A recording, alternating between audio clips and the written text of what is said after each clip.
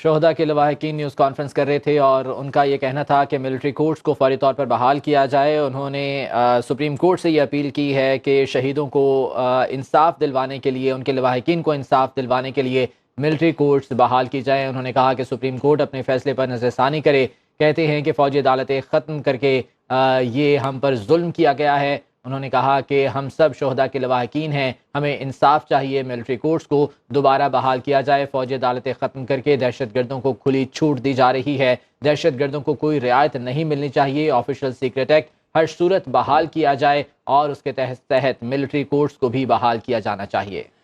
شہداء کے لواحقین کا فوجی عدالتوں کو بحال کرنے کا مطالبہ۔ ان کا کہنا تھا کہ فوجی عدالتیں بند کر کے آپ دنیا کو کیا پیغام دینا چاہتے ہیں؟ عدالتی فیصلے سے ہمارے زخموں کی نمک پاشی نہ کریں۔ ان کا کہنا تھا کہ شہید سے بڑی کسی کی قربانی نہیں ہوتی ہے۔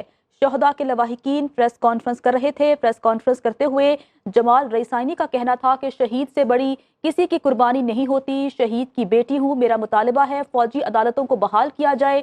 شہید کی بیٹی کا ایسا کہنا تھا، ہم سب شہداء کے لواحقین ہیں، ہمیں انصاف چاہیے، فوجی عدالتیں ختم کر کے دہشت گردوں کو کھلی چھوٹ دی جا رہی ہے۔ شہداء کے لواحقین کا فوجی عدالتوں کو بحال کرنے کا مطالبہ۔ ان کا کہنا تھا کہ عدالتی فیصلے سے ہمارے زخموں کی نمک پاشی نہ کریں، ملٹری کورٹس کو دوبارہ سے بحال کیا جائے، دہشت گردوں کو کوئی رعایت نہیں ملنی چاہیے، آفیشل سیکرٹ ایکٹ ہر صورت بحال کیا جائے۔ لواحقین کے یہ مطالبات تھے۔ شہداء کے اہل خانہ کا سپریم کورٹ میں درخواست دائر کرنے کا فیصلہ۔ عوام بھی سپریم کورٹ سے مطالبہ کریں کہ فوجی عدالتوں کو کام کرنے دیا جائے، کسی کو شہداء کے خون سے کھیلنے کی اجازت نہیں دیں گے۔ شہداء کی قربانیاں ملک کی سلامتی کے لیے دی گئی ہیں، ایسا کہنا ہے نوابزادہ جمال ریسانی کا۔ مزید کہا کہ شہید سے بڑی کسی کی قربانی نہیں ہوتی ہے۔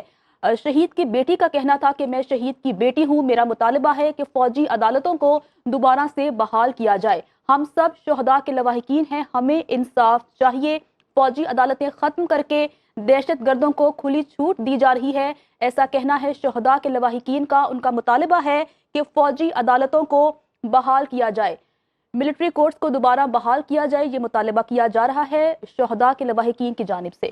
شہداء فاؤنڈیشن کے رہنما انور زیب کی جانب سے کہا گیا کہ کلبھوشن کیس کے تناظر میں آفیشل سیکرٹ ایکٹ کو بھی بحال کیا جائے۔ فوجی عدالتوں اور آفیشل سیکرٹ ایکٹ کے خاتمے سے ملک میں دہشت گردی کی لہر آئی ہے۔ انہوں نے کہا کہ آفیشل سیکرٹ ایکٹ ملک کی سلامتی کا ضامن ہے، اس کو بحال کیا جانا چاہیے۔ نوابزادہ جمال ریسانی کہتے ہیں کہ فوجی عدالتوں کے خلاف عدالتی فیصلے سے شہداء کے لواحقین کو دکھ ہوا ہے، پیر کو ملٹری کورٹ کیس کے فیصلے پر نظر ثانی کی اپیل دائر کرنے جا رہے ہیں۔ شہداء کے لواحقین نے کہا کہ فوجی عدالتوں کو فوری طور پر بحال کیا جانا چاہیے۔ انہوں نے کہا کہ عدالتی فیصلے سے ہمارے زخموں پر نمک پاشی نہ کی جائے۔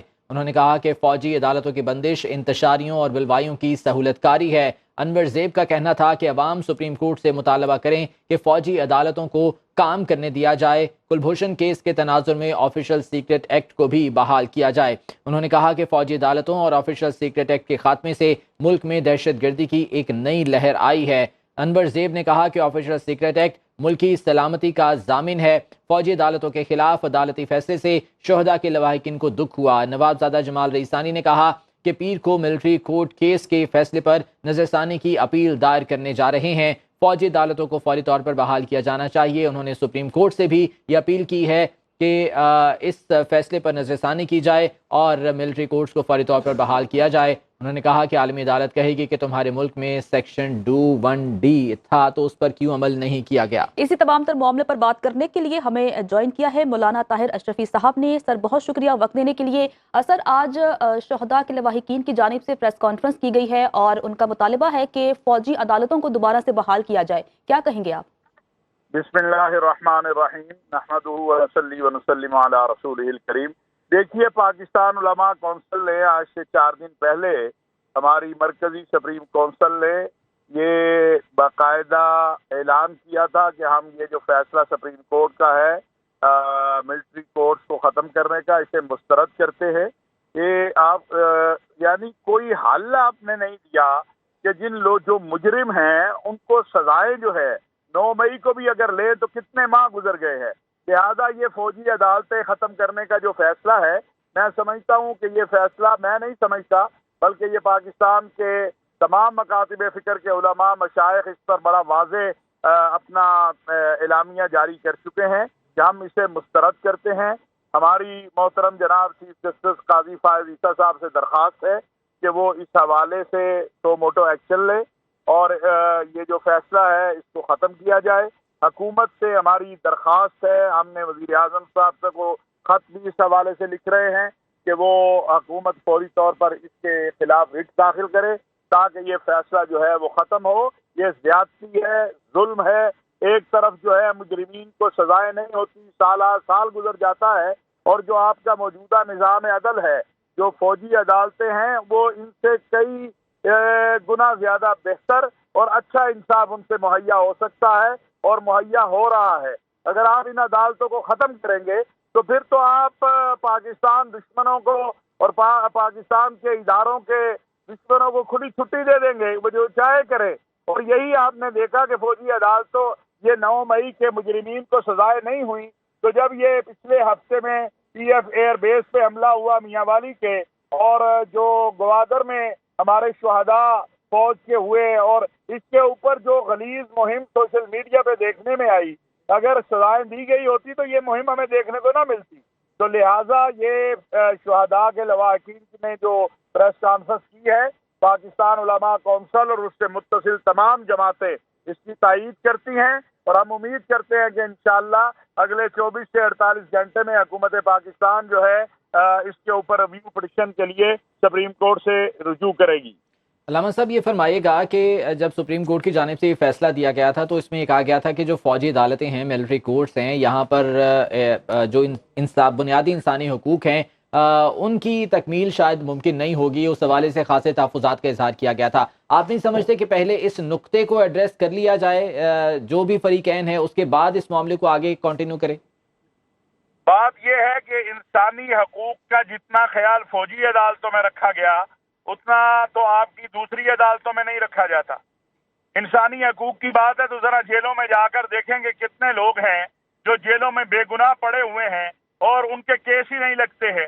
انسانی حق کی بات ہے تو جو ایف آئی آر سے لے کر کچہری سے ایک کاغذ لینے تک جو کچھ سلوک ہوتا ہے وہ انسانیت والا سلوک ہے. آپ کو صرف انسانی حق اس دہشت گرد کا نظر آتا ہے, اس اتحاد پسند کا نظر آتا ہے, اس ملک دشمن کا نظر آتا ہے جو وطن کی سلامتی اور عزت کے ساتھ کھیلنا چاہتا ہے. باقی جگہ پہ آپ کے جو ہے انسانی حقوق کے معاملے میں آپ کیوں خاموش ہیں؟ نظام عدل میں جو نظام عدل میں خامیاں ہیں, کاش یہ ہمارے جسٹس صاحبان ان کی اصلاح کے لیے کچھ کرتے. وہ تو وہاں تو کچھ نہیں کیا آپ نے آج تک, وہاں تو مکمل خاموشی ہے. مجھے بتائیے, آئے کل کیمرہ لے کے آپ کسی بھی جیل میں جائیں, اگر انسانی حقوق کا خیال ہے ہمارے ان جسٹس صاحبان کو, تو میں ان سے گزارش کروں گا کہ وہ مہربانی کریں کسی جا کے جیل کے اندر عدالت لگائیں, وہاں دیکھیں کہ کیا حال ہے جیلوں کا اور وہاں رہنے والے لوگوں کا. تو یہ صرف تقویت دینا ہے اس گروہ کو جو چاہتا ہے کہ پاکستان کے سلامتی کے اداروں پہ حملہ آور رہے, پاکستان کے فوج پہ حملہ آور رہے, پاکستان کی سلامتی کے ساتھ کھیلتا رہے. یہ ماں سوائے اس کی سہولت کاری کے اور کچھ نہیں ہے, اور ہم اس کو پہلے بھی مسترد کر چکے ہیں. اور اس کے اوپر پاکستان علماء کونسل کی مرکزی مجلس شورا و عاملہ نے 5 نومبر کو پورا ایک اعلامیہ جاری کیا ہے, اب بھی مسترد کرتے ہیں. علامہ صاحب, آپ سمجھتے ہیں کہ جو دہشت گردانہ کارروائیوں میں ملوث لوگ ہیں یا جن پر دہشت گردی کے دفعات ہیں, اگر وہ تمام کیسز ملٹری کورٹس کو ہی ریفر کر دیے جائیں تو اس سے اس دہشت گردی کی لہر میں بھی کمی واقع ہوگی؟ 2 چیزیں ہوں گی, بے گناہ گھروں کو جائیں گے, جیلوں میں نہیں پڑے رہیں گے, اور گناہ گاروں کو سزا ہو جائے گی. لہٰذا جب گناہ گار کو سزا ملے گی, بے گناہ رہا ہوگا تو انصاف کا بول بالا ہوگا. آج جو صورتحال ہے وہ یہ ہے کہ گناہ گار اور بے گناہ کی تمیز ختم کر کے لوگوں کو جیلوں میں لوگ پڑے ہوئے ہیں, سال سے پڑے ہوئے ہیں, اور تاریخ پہ تاریخ, اور جو ہے کبھی جج صاحب چھٹی پہ, کبھی وکیل صاحب چھٹی پہ, یہ ساری صورتحال ہے. اور الٹیمیٹ جو دہشت گرد ہے, جب ان کے پچھلے جو سہولت کار یا ان کے سرپرست ہیں وہ پھر جب اپنا